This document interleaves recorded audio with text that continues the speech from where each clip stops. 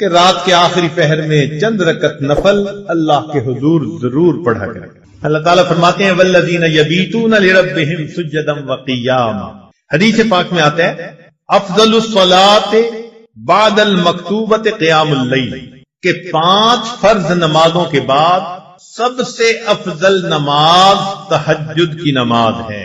قیل للحسن، حسن رحمت اللہ علیہ سے یہ کہا گیا ما بال المتہجدین احسن الناس وجہا، کیا وجہ ہے کہ تہجد پڑھنے والوں کے چہرے بڑے منور ہوتے ہیں، ان کے چہروں پہ بڑا نور ہوتا ہے۔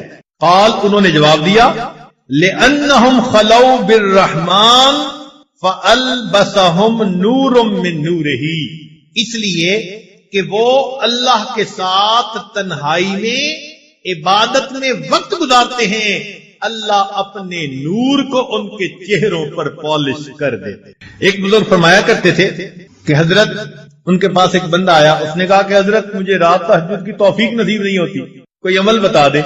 انہوں نے آسان سا جواب دے دیا، فرمانے لگے اے دوست تو اپنے دن کے اعمال کو سنوار لے، اللہ تعالیٰ تجھے رات کے اعمال کی توفیق عطا فرما دے۔ ہم دن میں جو نافرمانیاں کرتے ہیں نا، ان کی وجہ سے رات کی عبادت سے محروم کر دیا جاتا ہے۔ فقال لا تعصہ بالنہار، تو دن میں اللہ کی نافرمانی نہ کر، وَهُوَ يُقِيمَكَ بَيْنَ يَدَيْهِ بِاللَّيْلِ، تو دن میں اس کی نافرمانی نہ کر، وہ تجھے رات میں قیام کی توفیق عطا فرما۔ یروی عن سفیان ثوری، سفیان ثوری رحمۃ اللہ سے یہ بات منقول ہے، فرماتے تھے کہ حرمت قیام اللیل 5 اشہر بذنب اصبتہ، ایک مرتبہ ایک گناہ مجھ سے سرزد ہو گیا جس کی وجہ سے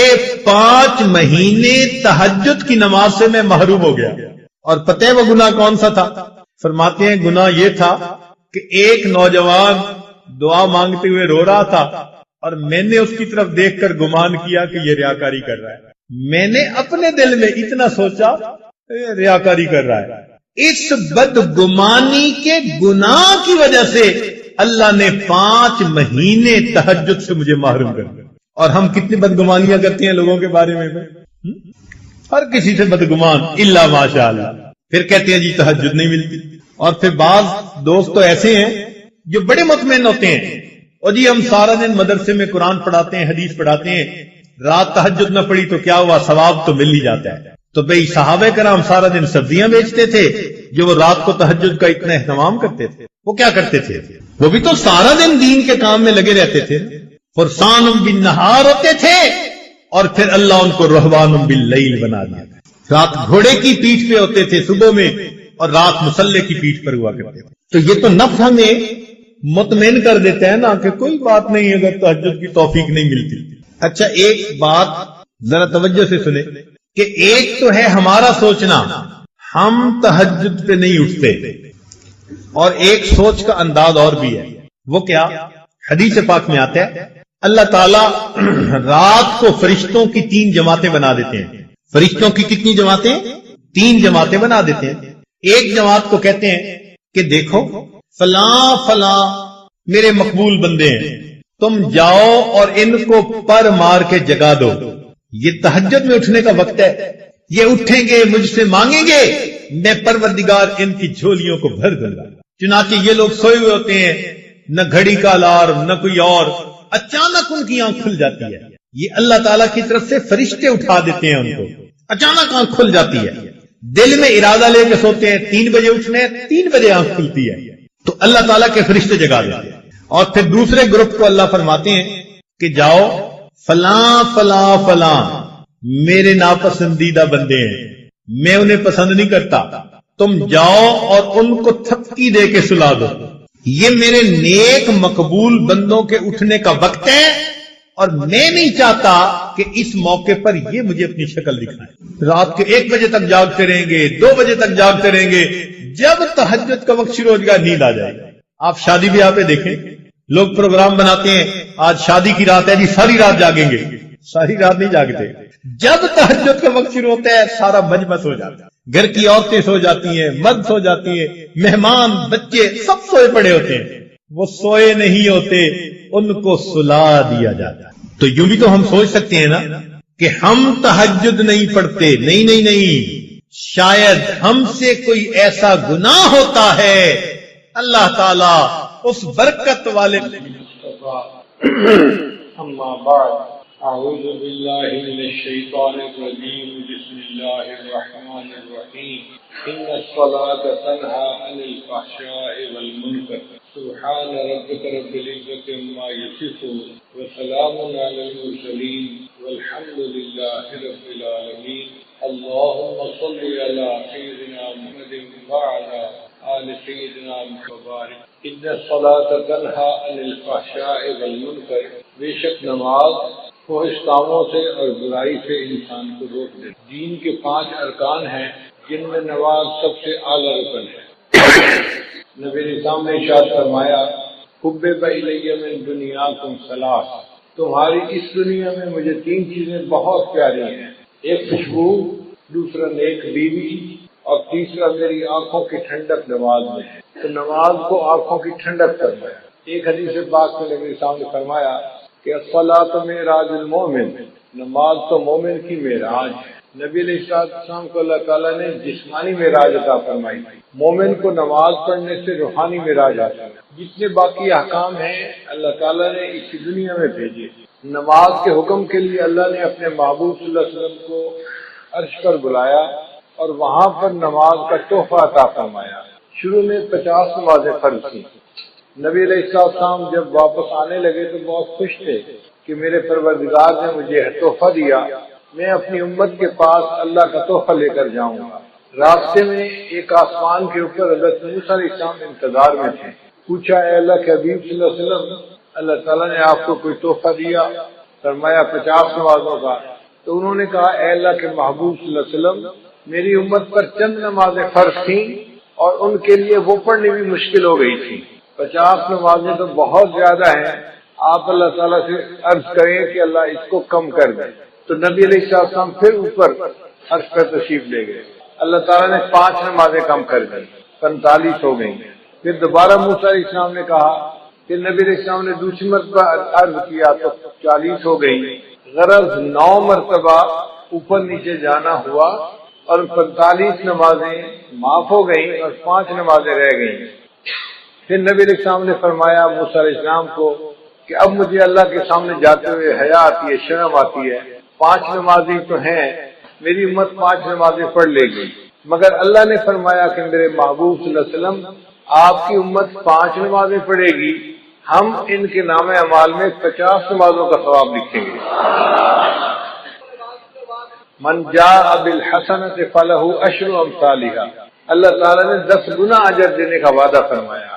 اب یہاں پر 2-3 نکتے ہیں، وہ ذرا غور سے سنیے کہ نبی علیہ السلام نے مسجد اقصیٰ میں سب انبیاء کی امامت فرمائی، تو حضرت موسیٰ علیہ السلام کیوں راستے میں بیٹھے تھے؟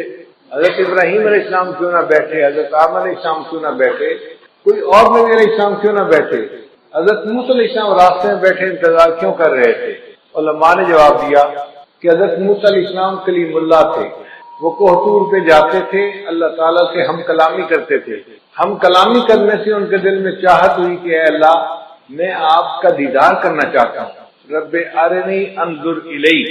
اب انہوں نے جب اللہ سے فریاد کی تو اللہ نے فرمایا میرے پیارے موسیٰ علیہ السلام دنیا میں تم زیارت نہیں کر سکتے، انک لن ترانی نہیں دیکھ سکتے، بلکہ اللہ تعالیٰ نے کوہ طور پر تجلی ڈالی تو موسیٰ علیہ السلام بے ہوش ہو کر گر گئے، اور وہ تجلی بھی 70,000 پردوں میں سے تھی۔ تو موسیٰ علیہ السلام نے سوچا کہ میں تو اللہ تعالیٰ کا دیدار نہیں کر سکا، اب اللہ تعالیٰ نے معراج پر اپنے محبوب صلی اللہ علیہ وسلم کو بلایا ہے تو محبوب اللہ کا دیدار کر کے آئیں گے، میں راستے میں بیٹھتا ہوں تاکہ میں سب سے پہلے ان کا دیدار کروں جو اللہ کا دیدار کر کے آ رہے ہیں۔ دوسرا نقطہ کہ اللہ تعالیٰ چاہتے تو 50 تو پہلی دفعہ ہی 45 کر دیتے، چلو 5 رہ گئی، 45 معاف۔ یہ 5 کر کے 9 دفعہ چکر لگانا یہ کیا مسئلہ ہوا؟ علماء نے جواب دیا کہ اللہ تعالیٰ اگر چاہتے تو ایسا کر سکتے تھے، مگر اللہ تعالیٰ نے 5 نمازوں کو معاف اس لیے کیا کہ کل کو کہنے والے اعتراض نہ کریں کہ اللہ کے حبیب صلی اللہ علیہ وسلم کو معراج حاصل ہوا تھا، بس ایک دفعہ چلے گئے تھے۔ اللہ نے فرمایا نہیں، ایک دفعہ وہ عرش پر نہیں آئے، میرے محبوب جتنی مرتبہ چاہیں گے اتنی مرتبہ عرش کے اوپر آئیں گے۔ تو 9 مرتبہ نبی علیہ السلام عرش پر گئے اور اللہ نے 45 نمازوں کو معاف کر دیا اور باقی 5 نمازیں رہ گئیں۔ اب ایک تیسرا نقطہ بڑا مزے کا ہے کہ حضرت موسیٰ علیہ السلام نے کہا کہ اللہ کے حبیب صلی اللہ علیہ وسلم 50 نمازیں بہت زیادہ ہیں، آپ کم ہونے کی درخواست کریں۔ تو کیا حضرت موسیٰ علیہ السلام نبی علیہ السلام سے زیادہ ذہین تھے؟ خود نبی علیہ السلام کو خیال نہ آیا کہ کم کروا لینی چاہیے؟ تو علماء نے اس کا جواب دیا ہے، وجہ یہ تھی کہ نبی علیہ السلام اللہ کی تجلی سے حاصل کر چکے تھے، اللہ کا دیدار کر چکے تھے۔ اس دیدار کرنے کی وجہ سے نبی علیہ السلام پر اللہ کے عشق کے ایک غلبے کی کیفیت تھی۔ اس حال میں اللہ اگر 500 نمازوں کا حکم بھی فرما دیتے تو نبی علیہ السلام اس کو بھی قبول فرما لیتے۔ جب محبوب کا جلوہ ہوتا ہے پھر بندے کو پتہ نہیں چلتا، اور اس کی دلیل یہ ہے کہ یوسف علیہ السلام کا جلوہ ہوا تھا اور مصر کی عورتوں نے اپنے ہاتھوں کی انگلیاں کاٹ دی تھی، ان کو پتہ ہی نہیں چلا تھا کیا کاٹ رہی ہیں۔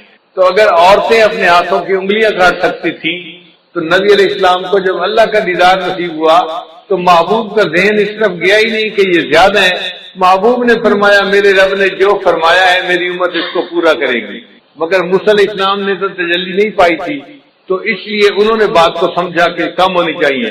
تو اللہ تعالیٰ نے ایک طریقے سے 50 کا حکم تو دیا مگر اس کو 5 کر دیا اور حکم فرمایا میرے محبوب آپ کی امت 5 نمازیں پڑھے گی، میں ان کے نام اعمال میں 50 نمازوں کا ثواب لکھوا دوں گا۔ اس نماز کا حکم ہر کسی کو ہے، ساری مخلوق کو ہے۔ اللہ کی شان دیکھتی ہے، درخت جو ہیں وہ قیام کی حالت میں ہیں، جو چوپائے ہیں وہ رکوع کی حالت میں ہیں، جو کیڑے مکوڑے ہیں وہ سجدے کی حالت میں ہیں، اور جو پہاڑ ہیں وہ قعدے کی حالت میں، تحیات کی حالت میں ہیں۔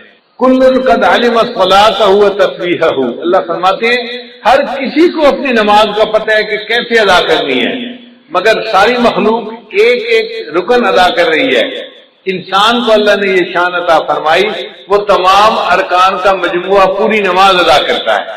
حدیث پاک میں آتا ہے عرش پہ فرشتے ہیں وہ بھی نماز ادا کرتے ہیں، جو قیام میں ہے وہ ساری زندگی قیام میں رہے گا، رکوع نہیں کر سکے گا، جو رکوع میں ہے ساری زندگی رکوع میں رہے گا، سجدے میں نہیں جائے گا، جو سجدے میں ہے ساری زندگی سجدے میں رہے گا، اتحیات میں نہیں جائے گا، جو اتحیات میں ہے ساری زندگی اتحیات میں۔ تو فرشتے ایک ایک رکن پر عمل کرتے ہیں، اور اللہ نے انسان کو یہ شان عطا فرمائی، ان تمام ارکان کا مجموعہ پوری نماز تکبیر اولیٰ سے لے کے سلام پھیرنے تک انسان کو عطا فرمائی۔ اور اس نماز کا حکم بچے کو بچپن سے دے دیا جاتا ہے۔ آپ حیران ہوں گے کہ جی بچپن سے کیسے دے دیا جاتا ہے؟ بھئی دیکھیں جب بچہ پیدا ہوتا ہے تو ایک کان میں اذان اور دوسرے میں اقامت۔ تو اذان میں کیا کہتے ہیں؟ حی علی الصلاۃ، حی علی الفلاح۔ تو نماز کے لیے بلایا نا بچے کو، تو اذان دینے کے کئی فوائد ہیں۔ ایک تو اللہ کا نام اس کے دماغ میں پہنچایا، بچے کے دماغ میں، دوسرا اس کو نماز کا حکم بھی فرمایا، اور تیسرا اس کو یہ بھی بتا دیا کہ اے بچے تیری زندگی کی اذان بھی ہو چکی، اقامت بھی ہو چکی، اب جب نماز پڑھنے میں تھوڑا سا وقت باقی ہوتا ہے اتنا تیری زندگی ہے، اس زندگی کو تو گزارے گا تو تیری نماز جنازہ کھڑی ہو جائے گی۔ اور حکم نماز اس کا بھی جو ہے نا وہ صراحت ہے۔ دیکھیے اللہ تعالیٰ نے حضرت عیسیٰ علیہ السلام کو فرمایا تھا کہ آپ اپنی والدہ کی گواہی دیں، تو عیسیٰ علیہ السلام نے کہا تھا انی عبد اللہ آتانی الکتاب وجعلنی نبیا وجعلنی مبارکا اینما کنت واوصانی بالصلاۃ والزکاۃ۔ تو دیکھو بچہ ہے کہہ رہا ہے کہ اللہ نے مجھے حکم دیا نماز کا، تو بچپن میں ہی گویا نماز کا حکم مل جاتا ہے بچے کو۔ پڑھنی تو ہوتی ہے جب وہ بالغ ہوگا، فرض اس وقت ہوگی، حکم پہلے سے دے دیا جاتا ہے اس کی اہمیت کی وجہ سے۔ یہ نماز کتنی اہم ہے، یہ ایسے ہی ہے بچہ چھوٹا ہوتا ہے، ماں باپ بچپن میں کہہ دیتے ہیں بیٹا ہم نے تجھے حافظ بنانا ہے، ہم نے تجھے عالم بنانا ہے، تجھے انجینئر بنانا ہے، ڈاکٹر بنانا ہے، ہم نے تجھے پائلٹ بنانا ہے۔ اب وہ چھوٹا سا بچہ ہے لیکن پائلٹ بننے کے لیے اس کو اسی وقت سے کہنا شروع کر دیتے ہیں، اہمیت کی وجہ سے۔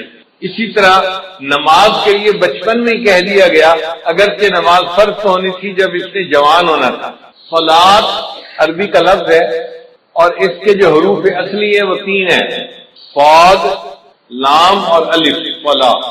اور جس لفظ کے یہ حروف ہوں اس کے 3 معنی ہوتے ہیں، ایک ہوتا ہے دعا کرنا، دوسرا ہوتا ہے تعظیم کرنا اور تیسرا ہوتا ہے ٹیڑھے پن کو ٹھیک کرنا۔ تو نماز میں یہ تینوں صفات پائی جاتی ہیں۔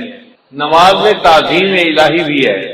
آپ دیکھیں تعظیم کے 4 طریقے ہوتے ہیں، کسی کو دیکھ کے ادب سے کھڑا ہو جائے، کسی کو دیکھ کے اس کے سامنے جھک جائے، کسی کو دیکھ کے اس کے پاؤں کے اوپر جو ہے وہ جا پڑے، یا کسی کو دیکھے تو اٹھ کے بیٹھ جائے۔ تو 4 طریقے تھے، اللہ نے نماز میں چاروں طریقے مکمل کر دیے۔ تو نماز میں تعظیم بدرجہ اتم موجود ہے۔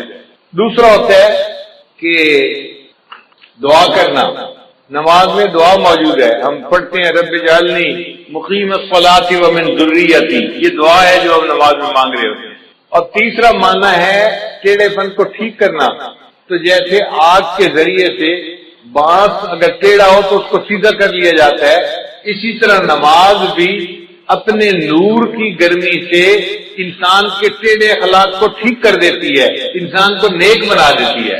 اب ایک نقطہ اور بھی ہے کہ 5 نمازیں اللہ نے کیوں بنائی؟ 7 بن جاتی، 3 بن جاتی، 10 بن جاتی، 5 کیوں؟ علماء نے اس کا خوبصورت جواب دیا۔ وہ فرماتے ہیں کہ اللہ تعالیٰ نے ہر انسان کو 5 حواس عطا فرمائے ہیں، 5 جن کو حواس خمسہ کہتے ہیں، چھوٹے بچے سکولوں میں پڑھتے بھی ہیں۔ وہ 5 حواس کون سے ہیں؟ دیکھنا، سننا، سونگھنا، چھونا اور چکھنا۔ یہ 5 حواس ہیں جو اللہ نے ہر بندے کو عطا فرمائے ہیں، اور 5 حواس پر شکریہ ادا کرنے کے بدلے اللہ نے ان پر 5 نمازیں فرض فرما دی۔ جو 5 نمازیں پڑھتا ہے وہ گویا 5 حواس کا شکریہ ادا کر رہا ہوتا ہے۔ بعض علماء نے کہا کہ 5 نعمتیں بنیادی ہیں، کھانا، پینا، کپڑا، مکان، بیوی۔ اب یہ ہر بندے کو ان کی ضرورت ہوتی ہے، تو اللہ نے 5 نمازیں اس لیے فرض ادا فرمائی کہ میرے بندے 5 نمازیں پڑھنے سے تم 5 نعمتوں کا شکر ادا کرنے والے بن جاؤ گے۔ بعض علماء نے لکھا کہ 5 مصیبتیں ہیں جن میں سے ہر بندے نے گزرنا ہے۔ ایک ہے موت، دوسری ہے قبر، تیسرا ہے حشر، چوتھا ہے پل صراط اور 5واں ہے میزان۔ یہ 5 ایسی مصیبتیں ہیں کہ جن میں سے ہر بندے کو گزرنا ہی ہے، چاہے نیک ہو یا بد ہو۔ اللہ نے 5 نمازیں فرض فرمائی، جو میرا بندہ 5 نمازیں پڑھے گا میں ان کو ان 5 مصیبتوں میں سے آسانی کے ساتھ گزار دوں گا۔ حل پیدا ہوتا ہے کہ اللہ تعالیٰ نے فجر کے وقت نماز کو فرض فرمائی، تو علماء نے جواب دیا کہ حضرت آدم علیہ السلام کو اللہ نے رات کے وقت اتارا تھا زمین پر، تو وہ بڑا اللہ کے سامنے روئے، دعائیں مانگی۔ جب صبح کی روشنی ہوئی تو انہوں نے شکرانے کی نماز پڑھی، تو حضرت آدم علیہ السلام کے شکرانے کی نماز کی وجہ سے اللہ نے امت کو فجر کی نماز عطا فرمائی کہ تم بھی اپنے جو ہے والد اکبر کی طرح سے اپنے جو ہے اعمال کا شکریہ ادا کرنے والے بن جاؤ گے۔ پھر دوسرا، جنت میں جو اللہ تعالیٰ کا دیدار ہوگا وہ صبح کا وقت ہوگا، جیسے طلوع ہونے سے پہلے کا وقت ہوتا ہے نا، اس طرح کا وقت ہوگا۔ تو اللہ تعالیٰ نے فرمایا میرے بندو تم دنیا میں فجر کی نماز پڑھو گے تو اس کے بدلے تمہیں میں جنت میں اپنا دیدار عطا فرما دوں گا۔ پھر حضرت یوسف علیہ السلام نے بھی شکرانے کے نوافل پڑھے تھے۔ بھائیوں نے جب ان کو کنویں میں ڈال دیا تھا تو کنواں تھا اور یوسف علیہ السلام بچے تھے، اب کنویں کی تنہائی بھی تھی، اوپر سے رات کا اندھیرا بھی آ گیا، تو یوسف علیہ السلام بڑے غمزدہ تھے۔ ایک تو بھائیوں نے زیادتی کی اور دوسرا تنہائی تھی اور اندھیرا تھا، اور وہ سمجھ رہے تھے کہ شاید اب مجھے باقی زندگی اندھیرے میں ہی گزارنی پڑے گی۔ جب تہجد کا وقت ہوا تو یوسف علیہ السلام بڑے پریشان تھے۔ حدیث پاک میں آتا ہے انہوں نے اس وقت دعا مانگی، اے اللہ میری پریشانی کو بھی دور کر دے اور جو بھی پریشان بندہ ہے دنیا میں اس کی بھی پریشانی کو دور کر دے۔ اللہ تعالیٰ نے یوسف علیہ السلام کی دعا کو ایسے قبول کیا کہ وہ رات کا ایسا وقت ہوتا ہے ہر پریشان بندے کی پریشانی ختم ہو جاتی ہے۔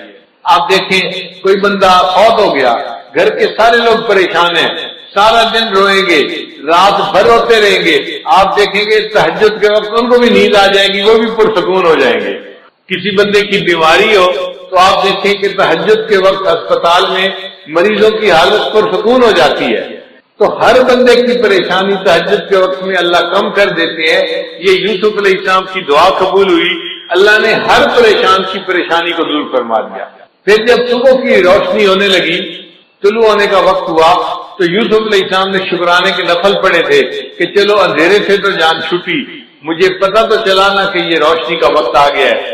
اب ان کے اس شکریہ کے نماز پڑھنے کو اللہ تعالیٰ نے امت مسلمہ کے لیے بھی پسند فرمایا کہ تم بھی یوسف علیہ السلام کی طرح اس وقت اگر فجر کی نماز پڑھو گے تم بھی اللہ کی نعمتوں کا شکر ادا کرنے والے بن جاؤ گے۔ پھر ظہر کی نماز اللہ نے کیوں فرض فرمائی؟ اس لیے کہ ظہر کے بعد سورج ڈھلتا ہے، تو مومن کو اللہ نے سبق دیا، دیکھو چڑھتے سورج کی ہر کوئی پرستش کرتا ہے، لیکن جب سورج ڈھلنے لگ جائے تم اپنے رب کی عبادت کرو۔ ہم چڑھنے اور اترنے والوں کی پرورش نہیں کرتے، ہم اپنے رب کی پرورش کرتے ہیں۔ ہم سورج اور چاند کی پرورش کرنے والے نہیں، ہم اپنے پروردگار کی عبادت کرنے والے بندے ہیں۔ پھر یہ کہ وہ گرمی کا وقت ہوتا ہے تو اللہ تعالیٰ نے فرمایا میرے بندو تم میں سے جو کوئی ظہر کی نماز پڑھے گا گرمی کے وقت میں اس کے بدلے اس کے لیے قیامت کے دن کی گرمی کا جو ہے نا برداشت کرنا آسان کر دوں گا، اس کو میں عرش کا سایہ عطا فرما دوں گا۔ پھر عصر کا وقت وہ وقت ہے کہ جب آدم علیہ السلام نے جنت میں گندم کا دانہ کھایا تھا، تو چونکہ ایک بھول ہو گئی تھی تو اللہ تعالیٰ نے اس وقت نماز کو فرض فرما دیا کہ بندو تم بھی نماز پڑھو، تمہارے جد امجد سے بھول ہو گئی تھی، میں نے اس کو معاف کر دیا تھا، اب تم عصر کی نماز پڑھو گے، تم سے زندگی میں جو کئی بھول چوک ہوگی میں اس کو بھی معاف فرما دوں گا۔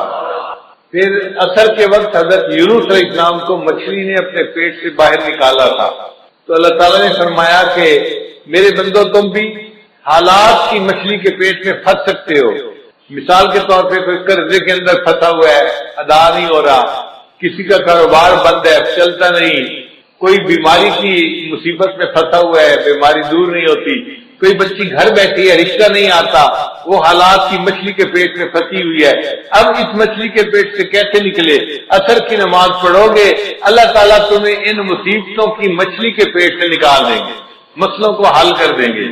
پھر قبر میں جو میت سے سوال جواب ہوتا ہے تو اس وقت عصر کا وقت ہوتا ہے، تو عصر کی نماز اس لیے قائم فرمائی کہ جو بندہ عصر کی نماز دنیا میں پڑھے گا اس کے لیے قبر میں سوال و جواب کا دینا اللہ آسان فرما دیں گے۔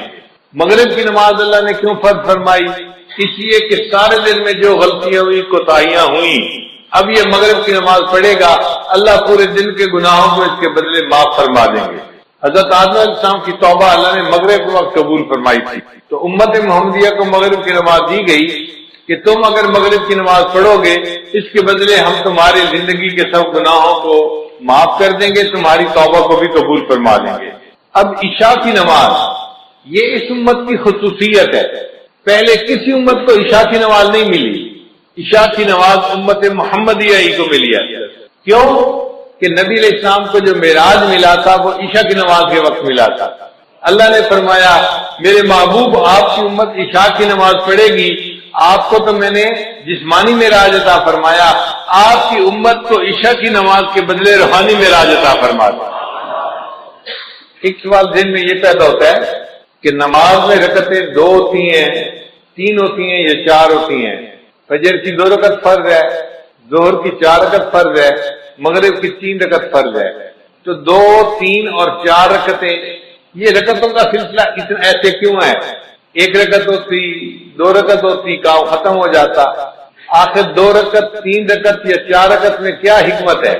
قرآن مجید کی آیت ہے، اللہ نے فرشتوں کو بنایا جاعل الملائکۃ رسلا اولی اجنحۃ مثنی و ثلاث و رباع، اللہ نے فرشتوں کو پیدا کیا، بعض فرشتوں کے 2 پر ہیں، بعض کے 3 اور بعض کے 4۔ اللہ نے فرمایا کہ میرے محبوب صلی اللہ علیہ وسلم فرشتوں کو میں نے پرواز عطا کی 2 پروں سے، 3 پروں سے، 4 پروں سے۔ اب آپ کی امت نماز پڑھے گی، رکعتیں 2 ہوں گی، 3 ہوگی، 4 ہوں گی، جیسے فرشتوں کو روحانی ترقی میں نے عطا فرمائی، آپ کی امت کو ان فرائض کی رکعتیں پڑھنے پر میں روحانی ترقی عطا فرما دوں گا۔ پھر کل رکعتیں جو انسان کے اوپر لازم ہیں وہ 17 ہیں، 2 فجر کی، 4 ظہر کی، 4 عصر کی، 3 مغرب کی، اور عشاء کی 4 رکعت فرض اور 3 رکعت وتر، یہ 17 رکعتیں بنتی ہیں۔ تو 17 رکعتیں کیوں دی گئی؟ علماء نے جواب دیا کہ نبی علیہ السلام نے معراج میں 17 چیزوں کی سیر کی تھی، 8 جنتوں کی، 7 آسمانوں کی، تو 7 اور 8 15 بن گئے، اور 1 عرش اور 1 کرسی، 17 ہو گئے۔ اللہ نے اپنے حبیب صلی اللہ علیہ وسلم کو 17 چیزوں کی سیر عطا فرمائی تھی، اس کے بدلے ہمارے اوپر 17 رکعتیں فرض فرما دی۔ امت ان 17 رکعتوں کو ادا کرے گی، میں ان کو بھی روحانی طور پہ سیر عطا فرما دوں گا۔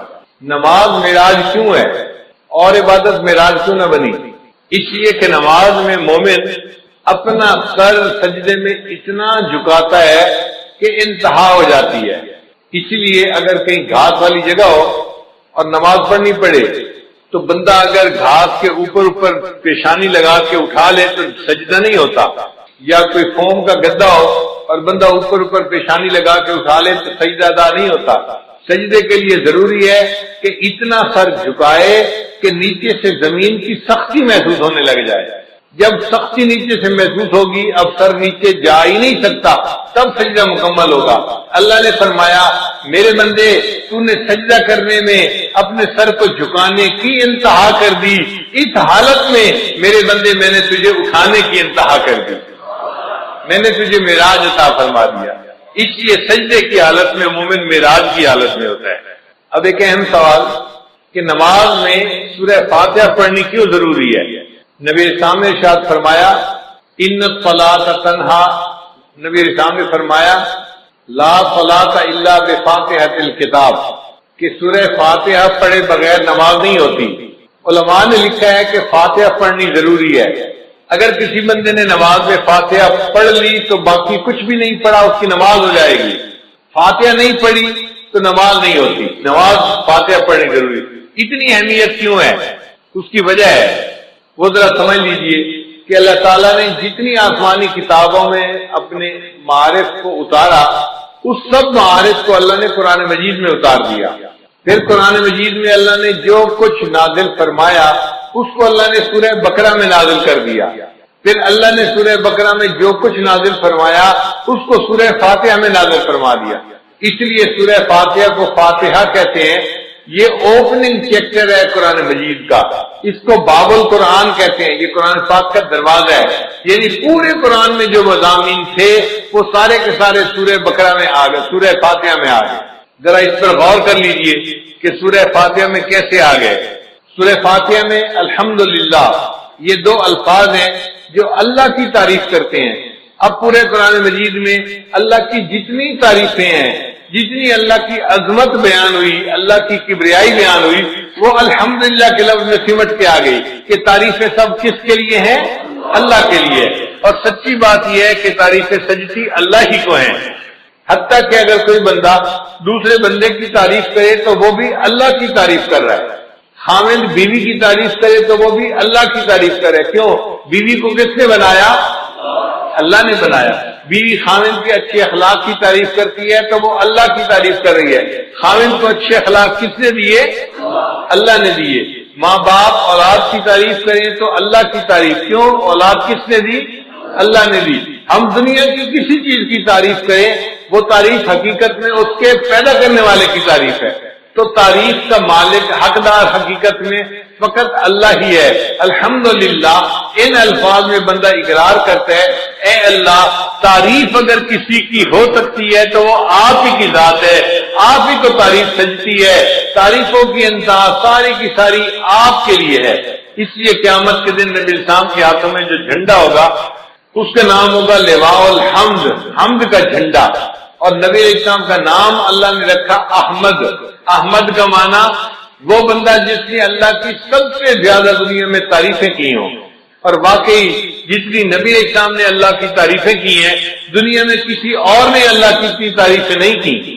اور اس امت کا نام قیامت کے دن ہوگا حمادون، اللہ کی سب سے زیادہ تعریفیں کرنے والے۔ اور نبی علیہ السلام کو جنت میں جو گھر ملے گا، محل ملے گا، اس کا نام ہوگا بیت الحمد۔ تو اللہ تعالیٰ کے لیے سب حمد ہے، اس لیے فرشتے بھی کہیں گے وقیل الحمد للہ رب العالمین۔ تو سب تعریفیں کس کے لیے ہیں؟ تو الحمدللہ کے الفاظ نے اللہ تعالیٰ کی تمام تعریفوں کو اپنے اندر سمیٹ لیا۔ پھر آگے فرمایا رب العالمین، جو جہانوں کا رب ہے۔ رب کہتے ہیں آقا کو، مولا کو، پرورش دینے والے کو۔ جیسے ماں باپ بچے کی پرورش کرتے ہیں تو ماں باپ بیٹے کے رب ہوتے ہیں، مربی ہوتے ہیں۔ مالی پودے کی پرورش کرتا ہے، اس کو چھوٹے سے لے کے درخت تک جو ہے وہ لے جاتا ہے تو وہ اس کا مربی ہوتا ہے۔ اسی لیے یہ رب کی صفت پرورش دینے والے کی صفت ہے۔ اللہ تعالیٰ ساری کائنات کا رب ہے، وہ ساری کائنات کو پالتا ہے۔ پالنے کی صفت کس میں ہے؟ اللہ رب العزت کے اندر۔ اس لیے اللہ تعالیٰ نے انسان کو دنیا میں بھیجنے سے پہلے عالم ارواح میں پیدا فرمایا چھوٹے چھوٹے جسموں کے ساتھ، اور ان سے وعدہ لیا تھا الست بربکم، کیا میں تمہارا رب نہیں ہوں؟ تو اس سوال کے جواب میں نبی علیہ السلام نے سب سے پہلے کہا تھا بلا، اے اللہ آپ ہی ہمارے پروردگار ہیں، رب ہیں۔ اور آپ کے جواب کو سن کر پھر ساری مخلوق نے اس جواب کو ریپیٹ کیا تھا اللہ آپ ہی ہمارے رب ہیں۔ اللہ نے فرمایا اچھا سب نے میرے ساتھ وعدہ تو کر لیا، مجھے رب سمجھتے ہو، میں تمہیں دنیا میں بھیجتا ہوں آزمانے کے لیے کہ دنیا میں جا کے تم کس کو رب مانتے ہو۔ چنانچہ آج لوگ سمجھتے ہیں ہم نوکری سے پل رہے ہیں، ہم فیکٹری سے پل رہے ہیں، ہم زراعت سے پل رہے ہیں، ہم کاروبار سے پل رہے ہیں۔ نہیں، ہم اللہ سے پل رہے ہیں، اللہ ہمیں پال رہا ہے، ہمیں کوئی اور چیز نہیں پال رہی۔ اسی لیے دعوت تبلیغ والے لوگ کہتے ہیں نا کہ بھائی ان اسباب کی نفی کرو۔ سچی بات ہے، جس طرح پہلے زمانے میں لات اور منات کی نفی کی جاتی تھی، اسی شد و مد کے ساتھ ان اسباب کی نفی کرنی چاہیے، اپنے دل کو سمجھانا چاہیے میں زراعت سے نہیں پل رہا، میں اپنی تجارت سے نہیں پل رہا، میں اپنی نوکری سے نہیں پل رہا، میں فیکٹری سے نہیں پل رہا، مجھے کون پال رہا ہے؟ میرا اللہ مجھے پال رہا ہے۔ رب ہمارا کون ہے؟ اللہ ہے، اللہ پالنے والا ہے۔ تو نظر اللہ پہ رکھیں، اسباب پہ نظر نہ رکھیں۔ تو نے پتھر میں کیڑے کو پالا، خشک مٹی سے سبزہ نکالا، یہ تیرا ہے جہاں، یہ زمین آسماں ہے خدایا، کس نے تیری حقیقت کو پایا۔ ہمارے ایک دوست تھے ڈاکٹر صاحب، وہ کہتے ہیں کہ میں اپنے بچوں کو لے کے سوات سیر کے لیے گیا، ایک پتھر مجھے نظر آیا ذرا پنک رنگ کا تھا، تو میری بیوی کہنے لگی ہمارے جو بیٹھک ہے نا اس میں پنک رنگ کی چیزیں ہیں اور یہ پتھر بالکل اسی رنگ کا ہے، اس پتھر کو اٹھا لو گھر میں جا کے رکھ دیں گے تو یہ ان سے میچ کر جائے گا، اور تو بیچاروں کو ہر وقت میچنگ کی پڑی ہوئی ہوتی ہے۔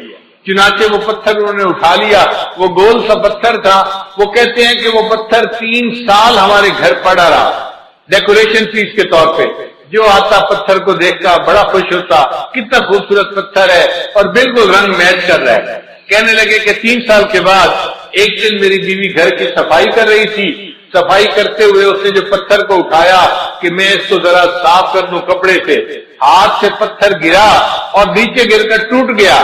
جب پتھر ٹوٹا تو وہ اندر سے خالی تھا، ہالو تھا۔ کہنے لگی کہ اس نے دیکھا اندر ایک کیڑا تھا، اس نے چلنا شروع کر دیا۔ 3 سال وہ پتھر ہمارے گھر میں رہا اور اللہ نے اس بند پتھر کے اندر اس کیڑے کو پال کے دکھا دیا۔ تو جو پروردگار مخلوق کو رزق دیتا ہے، پالتا ہے، اس پروردگار ہی کے لیے تعریفیں ہیں۔ تو رب العالمین کے لیے لفظ سے گویا ہم نے اتنی بڑی بات کو تسلیم کر لیا کہ ہمارا رب کون ہے، اور وہ ایک بندے کا رب نہیں ہے یا انسانوں کا رب نہیں ہے، وہ جہانوں کا رب ہے۔ جو مخلوق ہے جہاں بھی ہے سب کا رب وہی ہے۔ اسی لیے قرآن مجید کو الحمدللہ رب العالمین سے شروع کیا اور آخر پہ جا کے ختم کہاں کیا؟ قل اعوذ برب الناس ملک الناس۔